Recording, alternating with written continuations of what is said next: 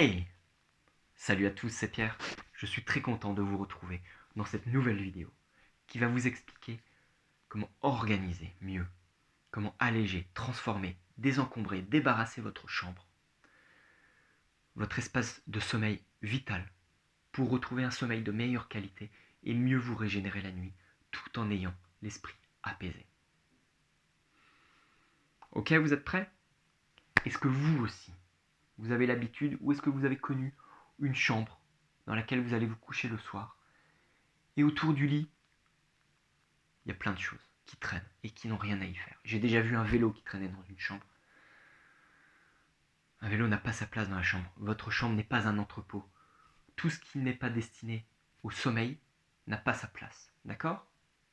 Je répète, tout ce qui n'a pas un but pour dormir, pour le sommeil, pour votre lit, pour améliorer la qualité de votre position allongée, n'a pas de but et n'a pas sa place dans la chambre. Ok? Une chambre a deux objectifs. Une chambre, un lit a deux objectifs. 1. Dormir. 2. Faire l'amour. Ok? Aujourd'hui, on s'intéresse seulement au sommeil, à mieux dormir. Voilà. Donc, je vais vous donner un plan d'action. Ce plan d'action, ça va consister non pas à ranger, mais à débarrasser, à sortir de votre chambre tout ce qui n'a pas sa place. D'accord? Alors, le vélo que je viens de citer, si vous en avez un, évidemment, vous le sortez. Vous pouvez sortir le bureau ou une table qui peut vous servir de bureau ou de plan de travail pour entreposer plein de petits objets qui n'ont rien à y faire. Hop, vous sortez tout ça, vous sortez le bureau, vous sortez la console de maquillage ou l'espace maquillage, ça n'a pas sa place non plus dans la chambre. Vous pouvez sortir la télévision, tout ce qui est écran, télévision, écran, ordinateur. Le téléphone n'a pas sa place non plus dans la chambre, il ne doit pas servir non plus de réveil, il doit être en dehors de la chambre. Achetez plutôt un petit réveil, d'accord? Autre chose, les grandes armoires remplies de vêtements ou de plein de choses, je ne sais pas tout ce que vous pouvez imaginer à y mettre dedans, n'ont pas leur place, d'autant plus les grosses armoires qui prennent de la place et qui sont en plus dans la chambre. Si vous avez un placard incrusté dans les murs, comme ça se fait de plus en plus, ok, pas de problème, c'est super. Mais pensez à le vider le plus possible. C'est pas parce que ça dépasse pas, c'est pas visible, que votre esprit ne le sait pas. Ça procure une charge mentale dont vous n'avez pas besoin et dont vous pouvez vous passer évidemment. D'accord? La grosse commode aussi, vous pouvez vous en passer. Si elle n'est pas très grosse, si elle est belle, vous pouvez la laisser dans un coin. Pas de souci pour moi. Les tables de nuit, à voir. Table de nuit, pour moi déjà, la première chose à faire, c'est de les vider. Il y a souvent un tiroir et en dessous un espace pour poser des choses. Ok, déjà vous enlevez cet espace, vous le videz, c'est souvent des livres, vous sortez les livres de la chambre. Le tiroir, vous l'ouvrez, vous le videz. Vous devez avoir quasiment rien dedans. C'est pas la place pour mettre votre pharmacie. C'est pas la place pour mettre plein de petits souvenirs, de petits bibelots et tout ça, comme quand on est enfant, on n'a plus l'âge. Vous videz tout ça. Les livres, eh ben ouais, les livres, c'est pas un endroit pour entreposer toute une pile de livres avec 15, 30, 50 livres en attente. Ça va vous rappeler à chaque fois que vous devez dormir que vous avez encore tout ça à lire et que vous ne l'avez pas fait et que ça traîne depuis 6 mois, 1 an ou plus. Non, vous enlevez tous les livres. Vous pouvez en garder un ou deux maximum. Le livre actuel, 1, 2, 3, si vous avez l'habitude de jongler avec tous vos livres, si vous en lisez plusieurs à la fois. Mais vous me sortez tout ça. Et donc, pas de grande bibliothèque avec 10 rangées de livres dessus. Non, vous sortez la bibliothèque aussi. D'accord? La chambre, elle doit être minimaliste. Elle doit être apaisante. Et surtout, elle doit être sécurisante. D'accord?